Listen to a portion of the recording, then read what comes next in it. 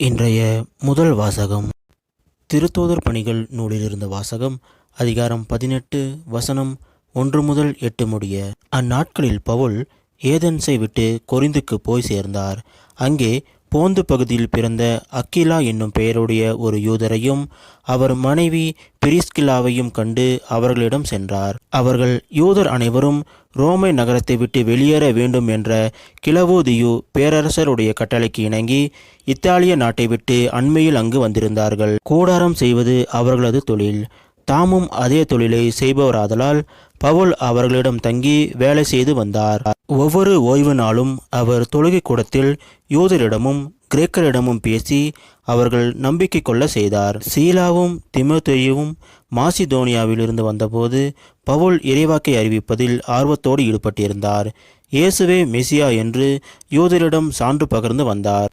அவர்கள் அதனை எதிர்த்து பழித்துரைத்த போது அவர் தமது மேலுடையிலிருந்த தூசியை உதறி, உங்கள் அழிவுக்கு நீங்களே பொறுப்பு, நான் அல்ல, இனிமேல் நான் பிற இனத்தாரிடம் செல்கிறேன் என்று கூறினார். அவ்விடத்தை விட்டுவிட்டு கடவுளை வழிபடும் தீத்துயூஸ்து என்னும் பெயருடைய ஒருவரின் வீட்டுக்கு போனார்.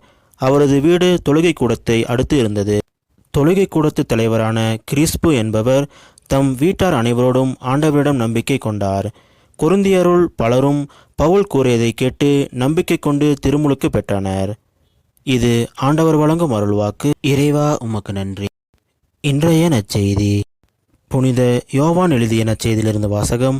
அதிகாரம் 16 வசனம் 16 முதல் 20 முடிய. அக்காலத்தில் இயேசு தம் சீடரிடம், இன்னும் சிறிது காலத்தில் நீங்கள் என்னை காண மாட்டீர்கள், மீண்டும் சிறிது காலத்தில் என்னை காண்பீர்கள் என்றார். அப்போது அவருடைய சீடருள் சிலர், இன்னும் சிறிது காலத்தில் நீங்கள் என்னை காண மாட்டீர்கள், மீண்டும் சிறிது காலத்தில் என்னை காண்பீர்கள் என்றும், நான் தந்தையிடம் செல்கிறேன் என்றும் சொல்லுவதன் பொருள் என்ன என்று தங்களிடையே பேசிக்கொண்டனர். இந்த சிறிது காலம் என்பது என்ன? அவர் பேசுவது நமக்கு புரியவில்லையே என்றும் பேசிக்கொண்டனர். அவர்கள் தம்மிடம் கேள்வி கேட்க விரும்புவதை அறிந்த இயேசு அவர்களிடம் கூறியது, இன்னும் சிறிது காலத்தில் நீங்கள் என்னை காண மாட்டீர்கள், மீண்டும் சிறிது காலத்தில் என்னை காண்பீர்கள் என்று நான் சொன்னதை பற்றி உங்களிடையே சிந்தித்து கொண்டிருக்கிறீர்கள். உறுதியாக உங்களுக்கு சொல்கிறேன், நீங்கள் அழுவீர்கள், புலம்புவீர்கள், அப்போது உலகம் மகிழும்.